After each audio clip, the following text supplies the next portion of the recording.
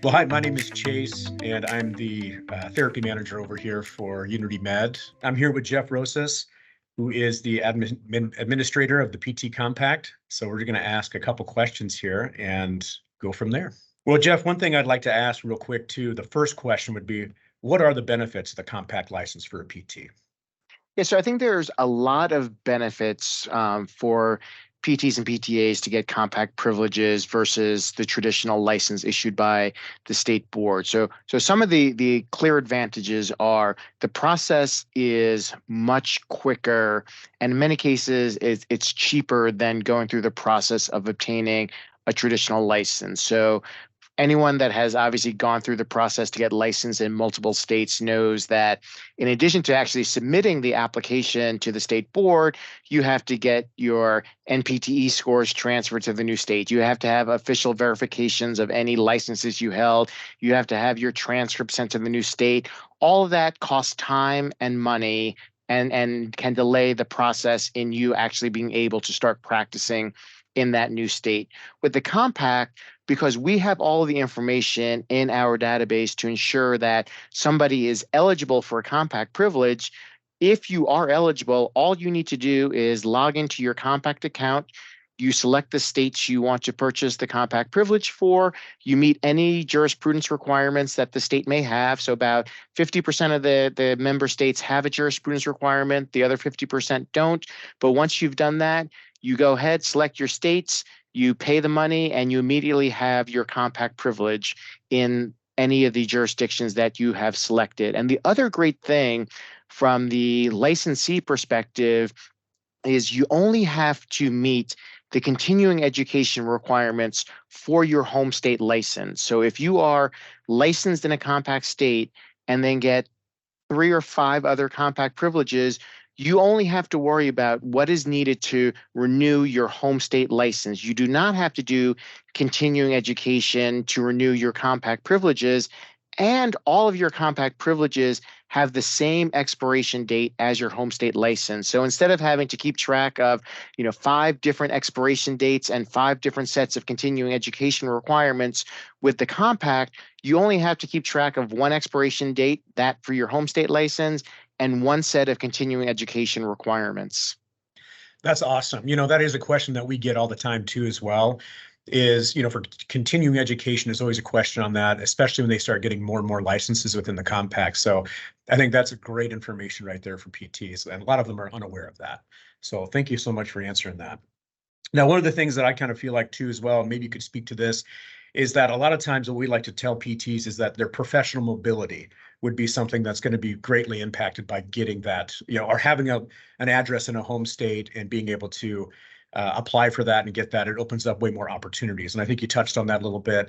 What would you say would be like maybe some of the top things, the benefits of getting that license? Would it be something like professional mobility, response to demand, to be working faster? Is that kind of what? Yeah, it definitely professional mobility. So the 3 main use cases that we really see is the newer grad who wants to be a traveling PT right out of PT school. So for them, it's I'm going to be 3 months in this one state, 3 months in another state. For them, instead of having to go get licensed in any state that they may want to have a travel assignment with, they now have the ability to easily get, assuming that the travel assignment's in a compact state, they Sure. have the ability to get their compact privilege in that state. It also is great for the company that may be placing the travelers, because they know that if they find that they have a spot available, they can much easily quickly get that person into that spot, because the process to get the compact privilege is much quicker than in the old-fashioned era of having to go get that person licensed in the states where they may have a spot available. So you have that. Obviously, people that live in border areas of a state, this is a great benefit. So for example, Right. in my prior life, I was the director of the PT board in Ohio, and we had a lot of our licensees that would need to be licensed in Kentucky, Ohio, and Indiana if they were down in sort of the Cincinnati area, because they may have been working for health systems that had physical presence in all three states in that tri-state area. So with the compact, that person that now lives in Ohio has the ability, by virtue of living in and being licensed in Ohio, instead of getting a license in Kentucky and Indiana, they now can get compact privileges in Kentucky and Indiana and still provide services in all three states. And then the final use case, which when we first thought about the compact back in 2014, 2015, was not even on our radar screen, but one of the unintended benefits of COVID is we have really seen the use of telehealth in physical therapy practice take off. That in 2015, nobody thought about PTs utilizing telehealth. That was a real niche part of the practice of physical therapy. What we're seeing now is we have some individuals that have 20 to 25 compact privileges, and they clearly are not planning on physically practicing in 25 different states. So for them, they want the ability to provide physical therapy services in any of the compact states through the use of telehealth. So that really is a newer case study, but that's become one of probably the most popular reasons why people are getting compact privileges is the utilization of telehealth in physical therapy practice. Man, that's great. Appreciate that information too. That was one of my questions too. You answered it too about the telehealth regulations and those kind of things, because that is cropping up. And I love that example you gave about those border states. And you're exactly right. There is so much business use of travelers on that Ohio border, Kentucky, even in Indiana there, to where, I mean, having the compact in there, it makes it so much easier to have them be able to float between those 13-week contracts, because sometimes those health systems are, they spill into the borders of some of the other states too as well. So that's awesome. Now, your website is awesome. I've been on there a couple of times too. It's very, point of fact, very fluid website. So would that be the place where most PTs would go to get this information, or where can someone get information on the compact comprehensively? Yeah, absolutely. I would definitely say go to the website ptcompact.org. We have a lot of resources for individuals that are interested in learning more about what is the compact. So we've developed some videos. We have some, charts that sort of show, like, explaining some of the important requirements, things like, what is a home state? What does it mean for, having a home state for the compact purposes? But then on that website, we have all of the information about sort of the step-by-step guide and how to actually purchase the compact privilege. We have a page that lists all of the active states, what fees they charge, and whether or not they have a jurisprudence requirement. So all of that is available on the website. And then finally, that's also the website where you ultimately would go and purchase your compact privilege. So you would log in to your compact account through ptcompact.org, and that's how you end up going through the purchase process. Okay, awesome. Well, that's good information. And then I know that we kind of talked, as far as addressing like variances and things like that, and you touched on that in that first question. And this is something that I even don't really quite understand, but each state they have their own specific licensure requirements and standards of care. Now, are there like legislation that gets introduced every year in each state that maybe changes the PT compact privileges, or hurdles you guys have to get over in certain cases if things do change on the state level, even if they are a member? So one of the great things about the compact, and not just our compact, but all of the healthcare licensure compacts, is it was a way for professions to recognize how can we try to address the issue of mobility and portability within the state-based licensure system that we think really makes sense. And we wanted to come up with a method that we did not want national licensure, that we wanted a system that could still protect, so that in the state of Missouri, they can make that determination on what does the scope of practice look like in the state of Missouri. So the compact, although it's easier for somebody to have the ability to legally practice in a compact state, what doesn't change with the compact is the idea of every state has its own scope of practice. So, Gotcha. we like to say in the field of regulation, there are 53 state and territorial 50 PT boards, and there are 54 different ways to regulate the profession of physical therapy. So, unfortunately, and that's one of the challenges, it's, with the compact, you have an obligation to understand what are the laws and rules governing the practice of physical therapy in the state where I am providing services. So we say the practice occurs where the patient is located. So it's not, especially in the telehealth model, it's not where the PT is physically located. It's really where the patient is located. So whatever that law says about the practice of PT in that state, the PT must follow that. So things like PTA supervision, direct access, dry needling, all of those requirements is you are required to do what is legal in that state. So if in your home state, you have the ability to utilize dry needling as part of the practice of physical therapy, but one of the remote states you have a compact privilege in says dry needling is not, permitted for physical therapy practitioners, even though it's legal where your home state is, you could not utilize dry needling with the compact in that remote state because dry needling is not legal in that state. So those are the things that individuals are, required to make sure they understand, which is one of the reasons why a lot of the compact member states have jurisprudence requirements to make sure that somebody truly understands what are the laws and rules governing physical therapy practice within that jurisdiction. That's awesome. That's great information right there. The dry needling example is awesome. Thank you for kind of expanding on that too as well. Now with that, with all that being said, how long does the process take and what costs are associated with it to get your compact, whether it be a new grad or someone who's been doing it for years? So the cost is really going to be whatever the state charges. So under the compact, the state can have a compact fee. And then the compact commission, we charge a $45 fee. So it's the state fee plus the commission fee. That is the total cost to purchase the compact.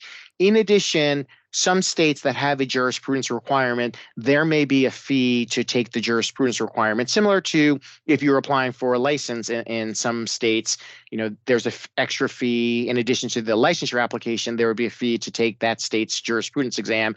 It's no different with the compact. So those are the two main fees. But really, as I said earlier, once you've met the jurisprudence requirement, you should be able to purchase your compact privilege if you're eligible within 10 minutes max. That it really is a much quicker process. And the nice thing, it's the fees that the states are charging, they're trying to set their fees so that they're in line with what somebody would pay to get licensed in that jurisdiction. So we do have, a range of state fees. Some states are charging no fee. So in that state, Arizona, for example, you would only pay the $45 commission fee to get a compact privilege in Arizona. Some states, for example, the District of Columbia, which is our most recent active state, they went active right at the beginning of November, based on the size and number of licensees in the district, their compact privilege fee is more about $250, but that is in line with what it would cost to get licensed in Washington, D.C. So even though it's a lot more expensive than maybe some other states, it still is in line with what it would cost to get licensed in Washington, D.C. So that's what we see. There's a whole range. But for the most part, the state fee that most states are charging, probably in that $40 to $60 range. So for most states, the compact privilege is going to cost about $90 to $110 when you take the state fee and the compact commission fee. Okay, awesome. Great. That's good information on that too. Now, kind of going back to just a quick question, I know we answered that about the different states and how they pass those types of things that could impact. Is there any broader legislative changes that could impact travel therapists working right now, currently in the compact? Is there anything that would affect coast to coast? Or everything? Yeah, there's nothing so much from the compact perspective, but obviously, for travelers, there's other laws out there that a lot of states are passing. So there's some universal recognition laws, which would allow somebody that may be licensed in a state to have a much easier time to get licensed in another state that has enacted this kind of universal recognition law. So there's actually benefits. So, not everyone, unfortunately, has a home state that is a member of the compact. So things like universal recognition laws, for that person that can't take advantage of the compact, if they're trying to get licensed in a state that has universal recognition law, it could help speed up the process to get licensed. They still have to go through the normal licensure process and maintain the license, but there are other opportunities for people that unfortunately can't take advantage of the compact because their home state may not be a member of the compact at this time. Okay. No, that's good information. Now, as far as future goals are concerned too, as well, are there any long-term goals of the PT Compact that you're looking to implement? Anticipated evolution of the compact over the next decade? Yeah, obviously, our goal is still as close as possible to having a 50-state compact. Right. So right now we're at 37 member states. 31 of those states are currently active. So if you are licensed in and live in one of those 31 states, or technically 30 states and the District of Columbia, you have the ability to get a compact privilege in any of the other active states. We're hoping that Alabama should become our 32nd active state on January 2nd of 2024. Wow. And then we obviously, this summer of 2023, we had legislation pass in Vermont, Maine, and Connecticut. So now we're starting to finally see some progress in the New England states on joining the compact.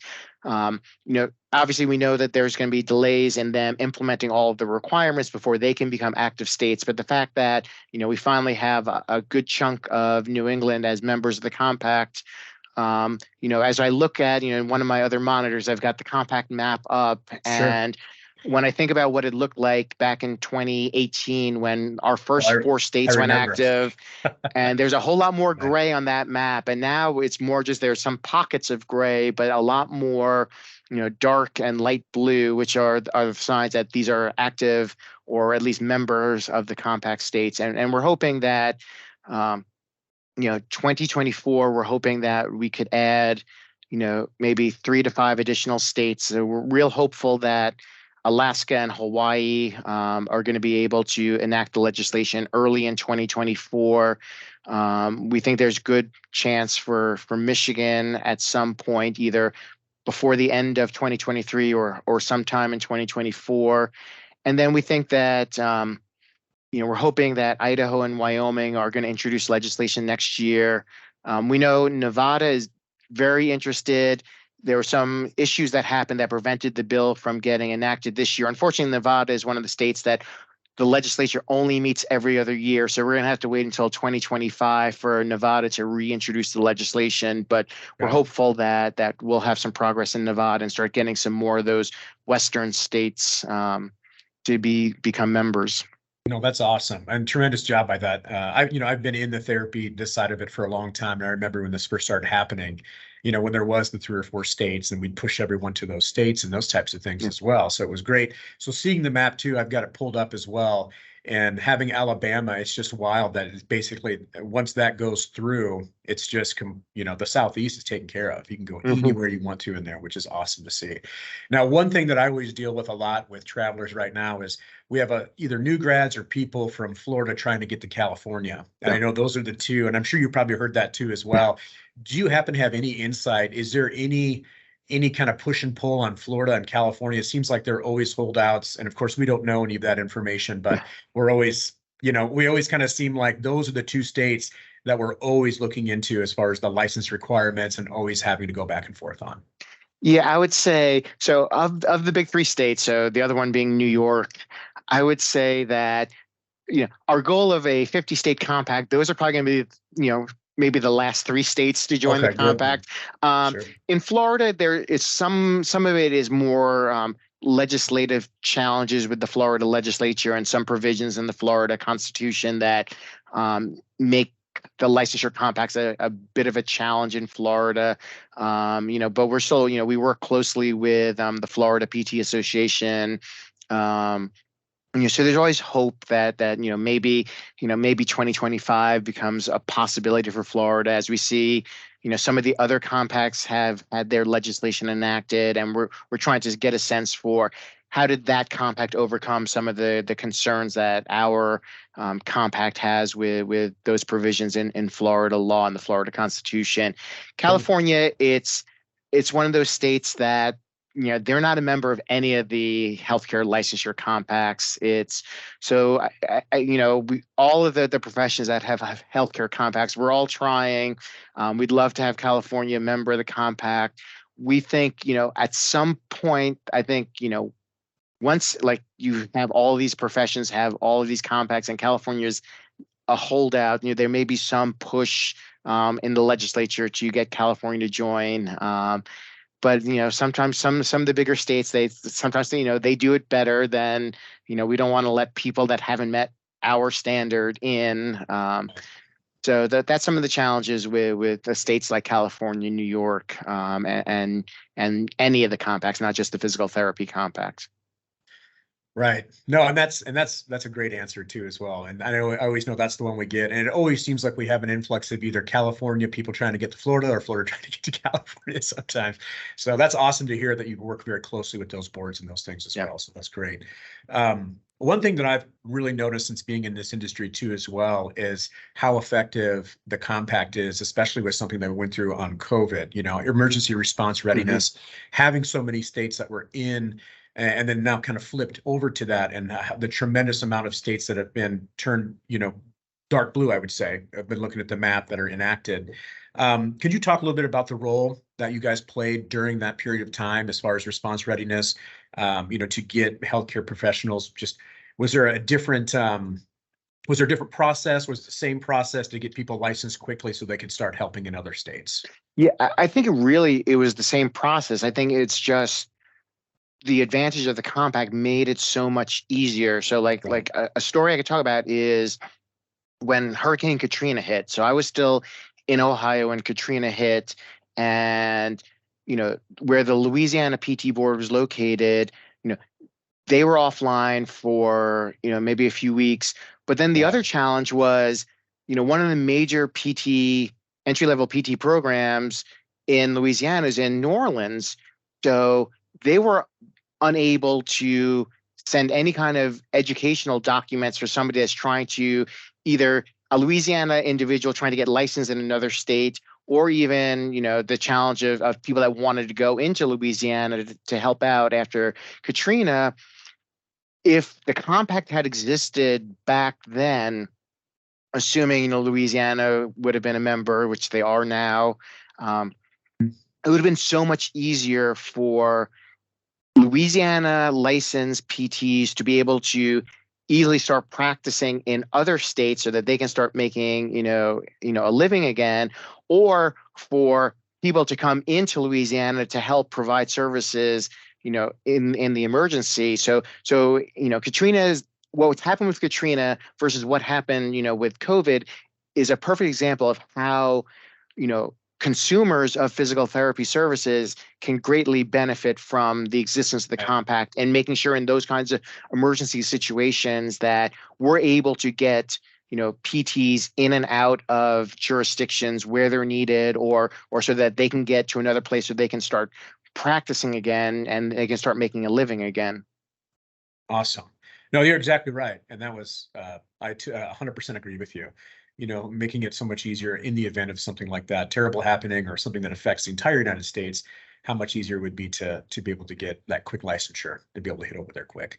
Well, that's great. I appreciate, all the answers that we've had here today too, as well. I guess one of the other questions that I might have had was just the impact of technology, coming up. Obviously we have AI and those types of things. Now, as far as for the PT compact, the impact of technology, is that something that might change, what the PT compact looks like, or, how people would apply for these different licenses? Is there any plan for that in the future to integrate that, or the process now is great, but I didn't know if there's any changes? I mean, maybe not so much AI at this point, but we're always looking at how can we leverage the technology. So, for example, one of the requirements in the compact statute for member states, they have to send a weekly licensure file. So that's how we know who has a license, who's licensed in good standing, all the things that are the basis for determining if somebody is eligible for a compact privilege. More recently, we started working on development of an API interface, and I'm not going to explain what an API is because I can't remember. I'm not the technical person in our office.